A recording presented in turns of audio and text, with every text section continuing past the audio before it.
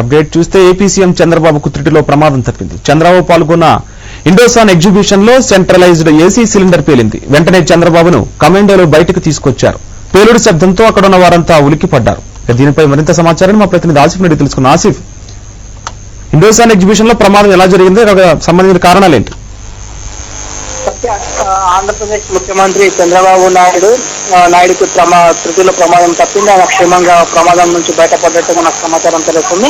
అయితే AP CM Chandrababu Naidu ఢిల్లీలో ఇండోసాన్ exhibition centralise చేసి అంటే సమావేశంలో పాల్గొంటున్న ఇండోసాన్ ఎగ్జిబిషన్ లో పాల్గొంటున్న సమయంలో ఆయన మీడియాతో మాట్లాడుతున్న సమయంలోనే సిలిండర్ పేలినట్టు కూడా సమాచారం తెలుస్తుంది. అయితే వెంటనే వ్యక్తిగత అంటే చంద్రబాబు భద్రతా సిబ్బంది వెంటనే చేరుకొని ఏం జరిగిందో చంద్రబాబు సురక్షితంగా బయటకు తీసుకురావడం జరిగింది. ఆయనకు ఇలాంటి గాయాలు కాలేదు. ఆయన క్షేమంగా ఆయన బయటపడ్డారు.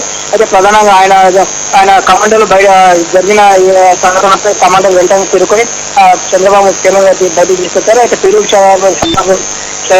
పేలుడు శతాబ్దం పెద్ద ఎత్తున శబ్దం కారణంగా ఏం జరిగిందన్నా అక్కడ ఉన్న వాళ్ళు కూడా తీవ్ర భయాందోళన గురైన పరిస్థితి కనిపిస్తుంది. అంటే ప్రధానంగా ఈ ఇండోసాన్ ఎగ్జిబిషన్ సెంట్రలైజ్ కు సంబంధించి ఏసీ సిలిండర్ తేలినట్టు కూడా స్థానికులు చెప్తున్న పరిస్థితి ఉంది. అయితే ప్రస్తుతం అంటే ఆయన చంద్రబాబు మీడియాతో మాట్లాడుతున్నప్పుడు ఈ ప్రమాదం చోటు చేసుకోవడం జరిగింది. అయితే ఈ సంఘటనలో ఎవరికి అంటే చంద్రబాబుకి ఎలాంటి గాయాలు కూడా కాలేవన్నట్టు కూడా ఆయన క్షేమంగా బయటపడ్డట్టు కూడా సమాచారం తెలుస్తుంది. అయితే ప్రస్తుతం ఆయన సంఘటన నుంచి పక్కకు వచ్చినట్టు తెలుస్తుంది.